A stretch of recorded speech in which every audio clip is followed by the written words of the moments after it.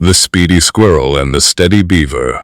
Once, in the middle of the Whispering Woods, lived two neighbors who couldn't be more different. Pip was a red squirrel. He was fast, energetic, and loved to show off. He could jump from branch to branch in the blink of an eye. Barnaby was a beaver. He was slow, thoughtful, and very quiet. He spent his days chewing on logs and patting mud onto his dam in the river. One sunny morning, Pip zoomed down a tree and stopped right in front of Barnaby.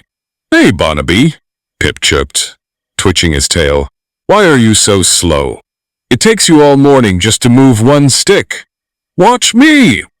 Pip did 3 backflips, ran up a tree, and came back down with an acorn. And so the things came to me, a great sound. Life is about speed, Barnaby. You're missing all the fun. Good things take time and patience. Pip laughed and zoomed away to play tag with the birds. That afternoon, the sky turned a dark, bruised purple. The wind began to howl, and a terrible storm rolled in. Rain poured down harder than it ever had before. Pip hid in his hollow log near the riverbank, but the rain didn't stop. Soon, the river began to rise. The water got higher and higher until it started splashing into Pip's home. "Oh no!" Pip cried. "My winter nuts! My home! It's all going to wash away!" Pip tried to run, but the mud was too slippery for his fast little feet. He was slipping and sliding, panicking as the water rose around his ankles. He was fast, but he wasn't strong enough to stop the river. Suddenly, he heard a loud dump. Barnaby the beaver peered through the rain. He wasn't running.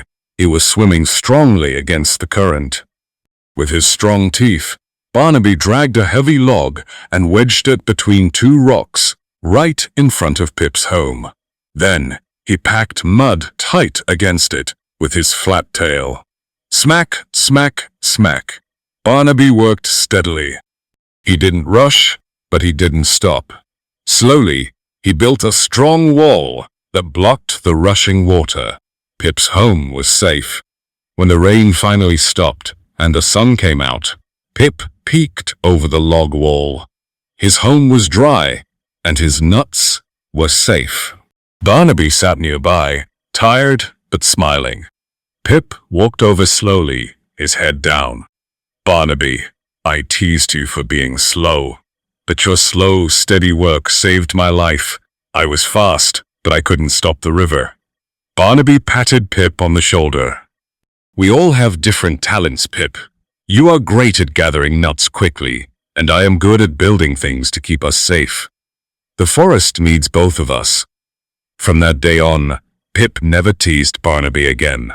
Instead, Pip used his speed to gather berries for Barnaby's lunch, while Barnaby kept their homes safe and strong. The moral of the story: being fast and flashy isn't always best. Patience, hard work, and steady effort are just as important as speed.